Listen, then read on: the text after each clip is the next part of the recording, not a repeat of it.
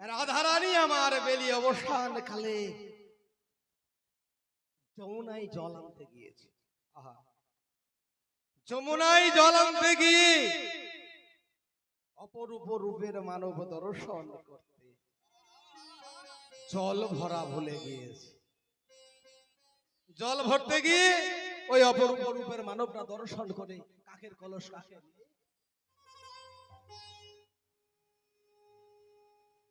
রাধারানী বলছে, ওরে সখী, আমি যে রূপের মানব দর্শন করে এলাম, দেখেছে একজন আর বলবে অন্যজন, দেখেছে আমার নয়ন যুগল আর বলবে আমার বদন কমল। ওমা, তোমরা যদি কিছু দেখে আসো তোমরাই বলতে পারবে, আমি কি বলতে পারবো? আমি যদি দেখে আসি কিছু আমি বলতে পারবো, তোমরা তো বলতে পারবে না। তাই রাধারানী বলছে, দেখেছে আমার নয়ন যুগল আর বলবে আমার বদন কমল। একজন দেখেছে আর অন্যজন বলবে। তবে হ্যাঁ, যদি শত সহস্র বদন দিত আমার, তাহলে আমি দুই নয়নে যা দর্শন করেছি আমি প্রাণ ভরে বলতাম। তবে ললিতা বিশাখা, তবে তোরা চিত্ত নিবেশ করে শ্রবণ কর, আমি আমার বধুর রূপের কথা দুই চারটে তোদের কাছে বলছি। আমি যখন গেলাম যমুনায় জল ভরতে, ওই যমুনার তীরে দেখলাম এই অপরূপ রূপের মানুষটা। আমি মনে মনে ভাবলাম, সবাইকে না বলে হে গোবিন্দ রাখো চরণে, হে দয়াময় দয়াল হরি তোমার চরণ যুগল আমি চাই। কেউ যুগল চরণে রতিমতি দিয়ে আমার গোবিন্দ গোবিন্দ বলে ডাকে। হ্যাঁ বাবা, আমরা গোবিন্দের কোন অংশ আশা করি? কোন অংশ? বদন, হৃদয়, হস্তযুগল না, চরণ কমল নয় কি?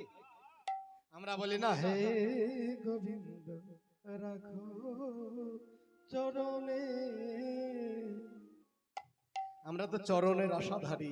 তাই আমার রাধারানী বলছে, আমার মনে সেই কথাটা জেগে গেল, আমি ওই গোবিন্দের ওই চরণ যুগলটা অপলক নেত্রে আমি নয়ন দিয়েই আছি। আমি কি দেখলাম জানিস বাবা? চরণের কথাটা একটু বর্ণনা করি, ঠিক আছে? রাধারানী আমার বলছে, ওই চরণ কমলে নয়ন পড়িলে অপলক হইয়া যায়, চরণ কমলে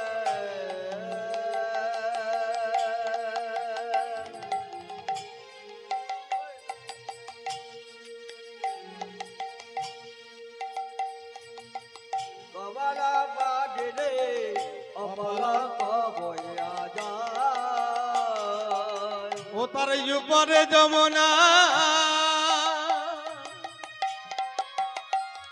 সখী রে,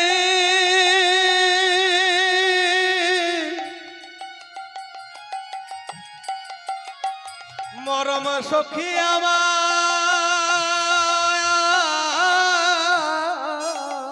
ও তার উপরে যমুনা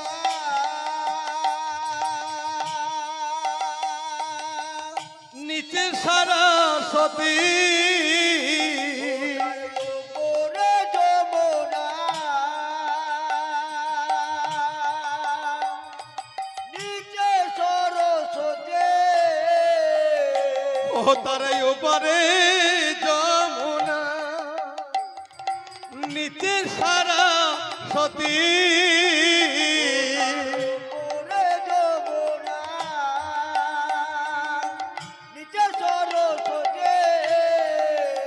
আর মাঝেতে গঙ্গা বয় গো, মাঝেতে গঙ্গা বয়, আমার মাঝেতে গঙ্গা বয় রে, মাঝেতে গঙ্গা বয়, মাঝেতে গঙ্গা বয় রে, মাঝেতে গঙ্গা বয়। আমি ত্রিবেণীর ধারা দেখে এলাম, ধারা দেখে এলাম, ত্রিবেণীর ধারা দেখে এলাম, ত্রিবেণীর ধারা দেখে এলাম। ওই গোবিন্দের রাঙা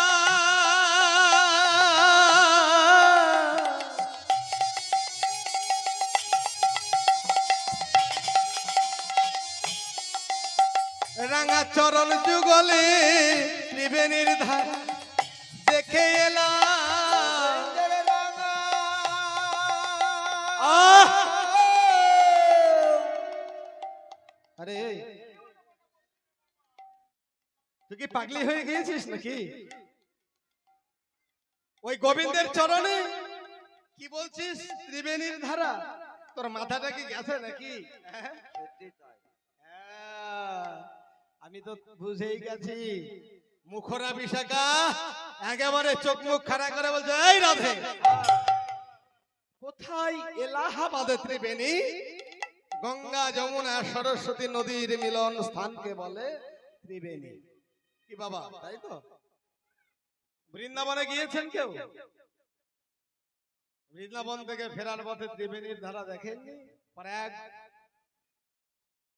এই যে কুম্ভ মেলা হলো, এই ত্রিবেণীর ধারা কাকে বলছে? ত্রিবেণীর ধারা গঙ্গা, যমুনা আর সরস্বতী, এই যে তিনটি নদীর মিলন স্থানকে বলছে ত্রিবেণী। হরি বল। এখন কিন্তু ভৌগোলিক স্থানটা একটু চেঞ্জ হয়ে গিয়েছে।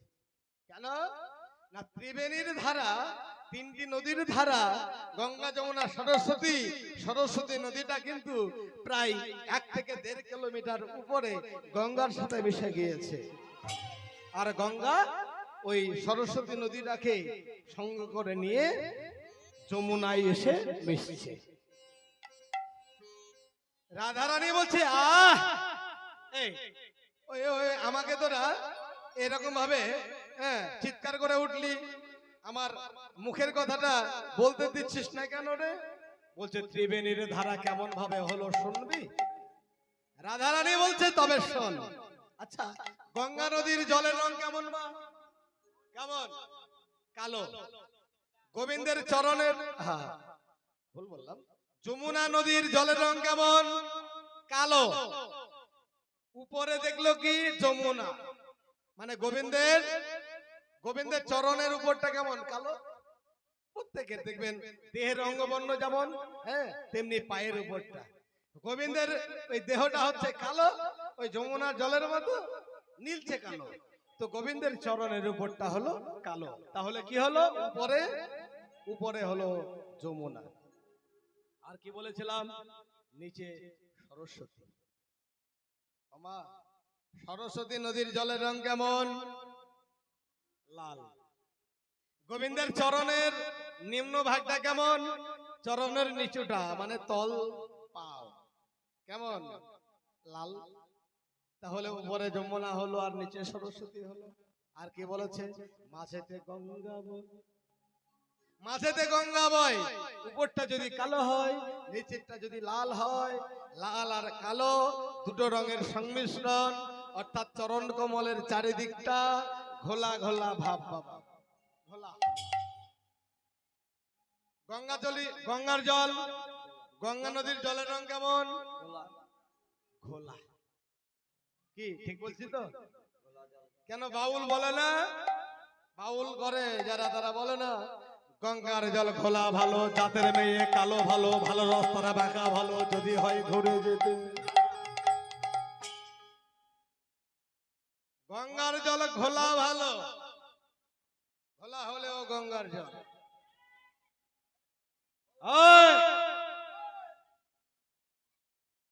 এই ভেলটা, এ ভল্টু, এই চারে বসা ভল্টু, সব গঙ্গার জল ঘোলা হলেও ভালো, জাতের মেয়ে কালো হলেও ভালো।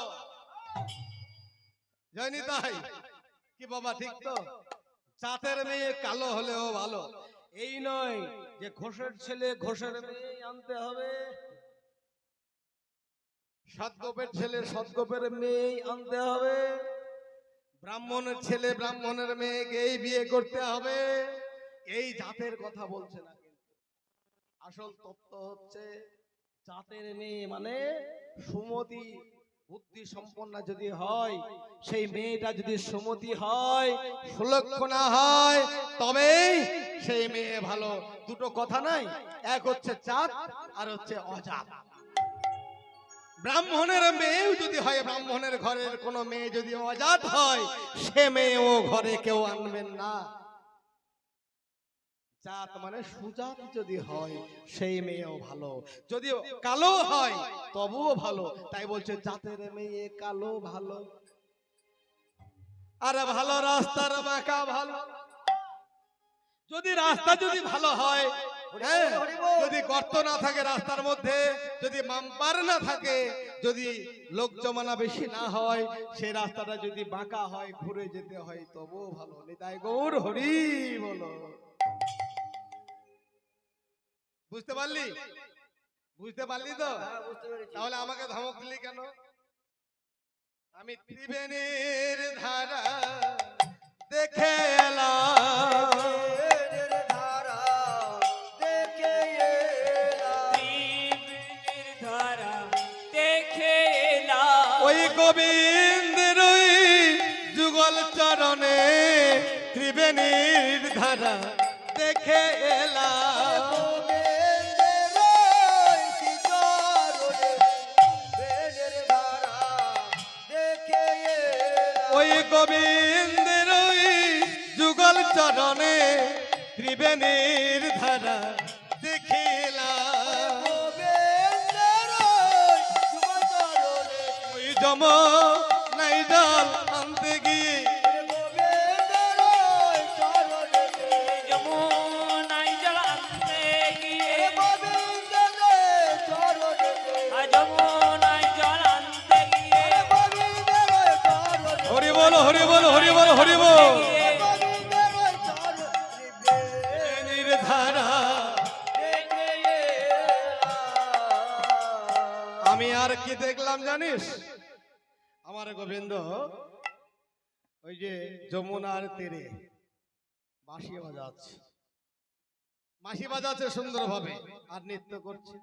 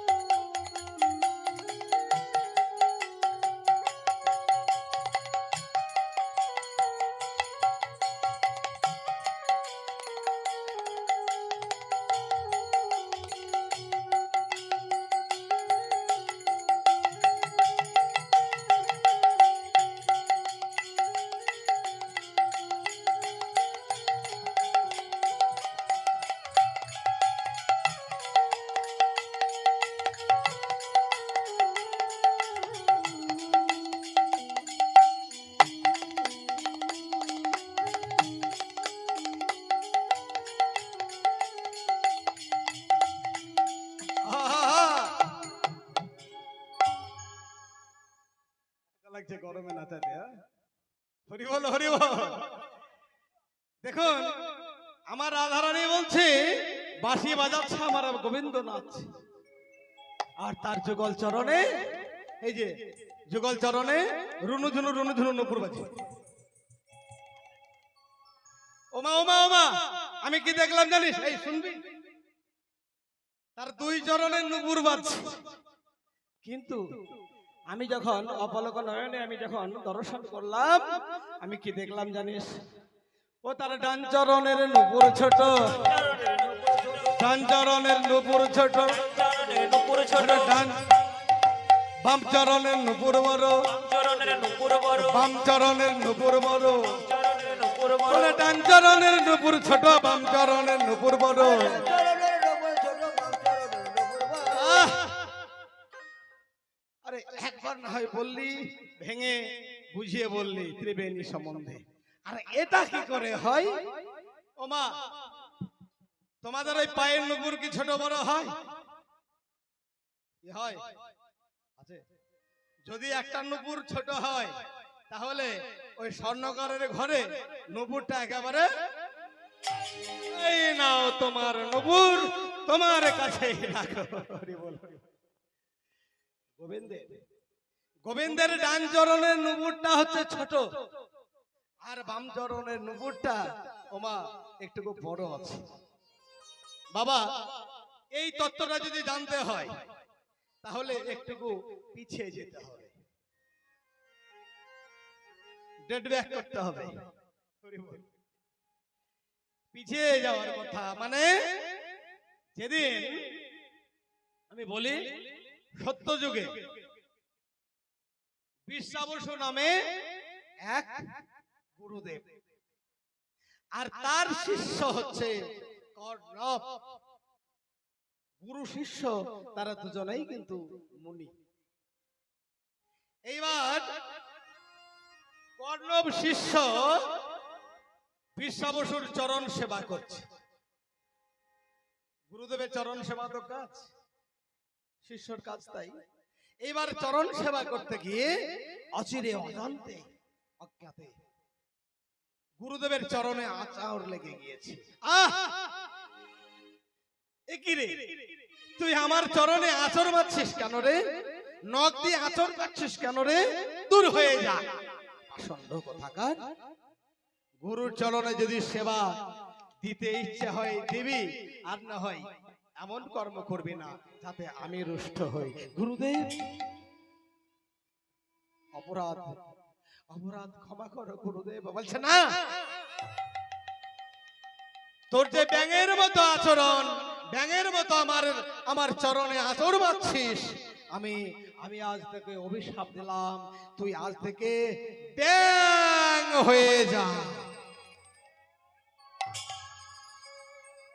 গুরুদেব, আমি আজ থেকে যদি ব্যাঙ হয়ে যাই তাহলে আমি ব্যাঙ থেকে আবার কবে নিজের রূপ ধারণ করতে পারবো?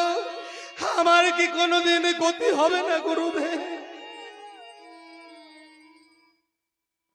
গুরুদেব বলল, হবে। তোর যে গতি কি হবে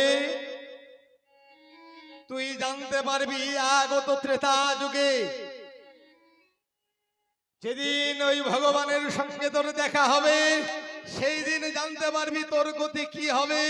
আমি আজ বলবো না, তুই আজকে থেকে ব্যাঙ হয়ে দেশে দেশে ঘুরতে থাক, স্থলে জলে।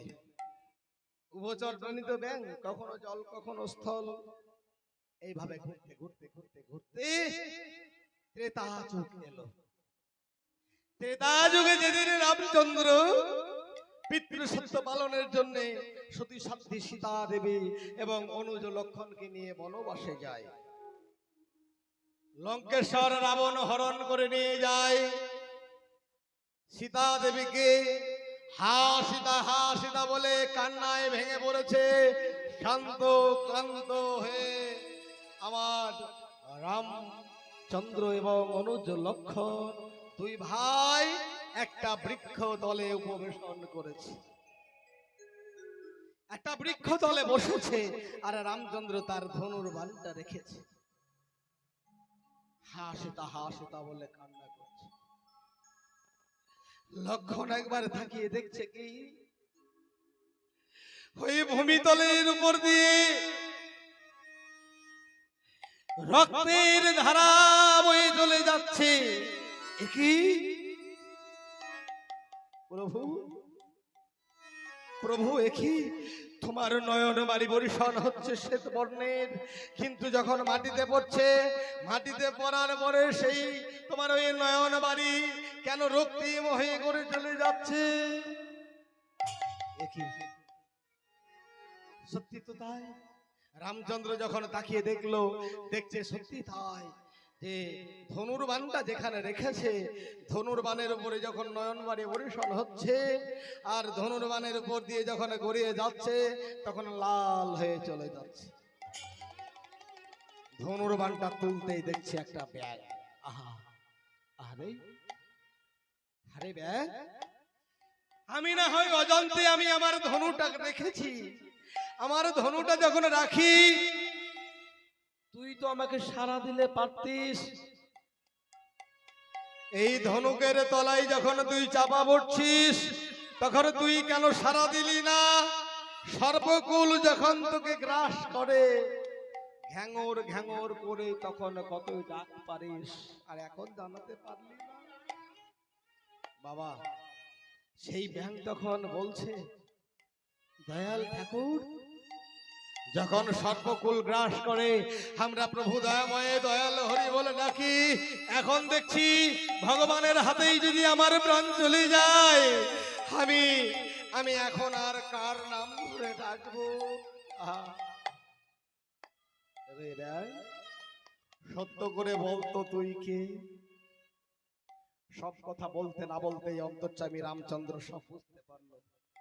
বললো, ওরে ব্যাং, তুই আর কয়েকটা দিন এই ব্যাং রূপেই থেকে যা। আগত দাপর যুগে আমি হব শ্রী নন্দের নন্দন, আমি হব ওই ব্রজের রাখাল, আর আমার চরণে দুই চরণে নুপুর হয়ে তুই আমার যুগলের চরণে ঠাঁই পাবি। নিতাই গৌর হরি বল, হরি বল, হরি বল, হরি বল।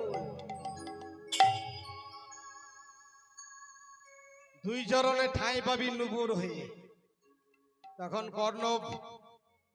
কর্ণ বলল, হে দয়াময়, আমি তো একাই তোমার চরণে ঠাঁই নিলে হবে না। আমার গুরুদেবকেও তোমার চরণে রাখতে হবে। তৎক্ষণাৎ আমার রামচন্দ্র বলল, ঠিক আছে, ওরে তুই থাকবি আমার ডান চরণে, আর তোর ওই গুরুদেব বিশ্বাবসু থাকবে আমার বাম চরণে। তবে হ্যাঁ, তোর ধর্ম বলে তুই আমার চরণ পাবি নুপুর হয়ে। তাই বলি, তোর ঠাঁই হবে আমার ডান চরণে, আর তোর গুরুদেবের ঠাঁই হবে বাম চরণে। তবে হ্যাঁ, তুই হবি আকারে একটুকু ছোট, তোর মাপ পরিমাপ হবে একটুকু ছোট। ডান চরণে থাকলেও তোর পরিমাপ হবে একটুকু ছোট, কেননা শিষ্য গুরুদেবের চেয়ে একটুকু মাথা নত করে থাকা ভালো, একটুকু গুরুদেবের চেয়ে ছোট হয়ে থাকা ভালো। তাই ডান চরণে তুই থাকবি, তোর মাপ হবে ছোট, আর তোর গুরুদেব থাকবে আমার বাম চরণে নুপুরটার পরিমাপ হবে বড়। নিতাই গৌর হরি বল, হরি বল, হরি বল, হরি বল। তাই বুঝি বেশ, আরো দেখলাম 19টি চিহ্ন গোবিন্দের চরণ তলে। এই সব দেখতে দেখতে আমি মনে মনে ভাবলাম, চরণ দেখা শেষ হয়ে গেল, আর কি দেখবো? বদন কমলটা একবার দর্শন করি। ও মুখমন্ডল যদি শারদ সুধা করো, তনুরুচি তরুণ তমাল, চূড়ে চারু শ্রীখণ্ডক মণ্ডিত, মধু করো মালতী মাল। চূড়ে চারু মানে চূড়ার উপরে কারুকার্য করা আছে ময়ূর পুচ্ছ, আর গলায় যে বনফুলের মালা, এই মালাটাকে কি মনে হচ্ছে জানিস? মধুকর মালতী মাল, মধুকর মালতী মাল। একবার মনে হচ্ছে মালতীর মালা, একবার মনে হচ্ছে মধুকরের মালা। আহা, কেন? মালার মধ্যে এত মধুকর বসেছে, মালতী ফুলের সুঘ্রাণ গন্ধে এত মধুকর বসেছে, গুনগুন গুনগুন গুনগুন করতে করতে আধো আধো ঢাকা গিয়েছে মালতী ফুলের মালাটা। তাই একবার মনে হচ্ছে মালতী ফুলের মালা, একবার মনে হচ্ছে মধুকরের মালা। হরি বল, হরি বল, হরি বল, হরি বল, হরি বল। ধনি ধনি বনি নবনাগর কাম, ধনি ধনি বড়ি নব নাগর কাম। ধনি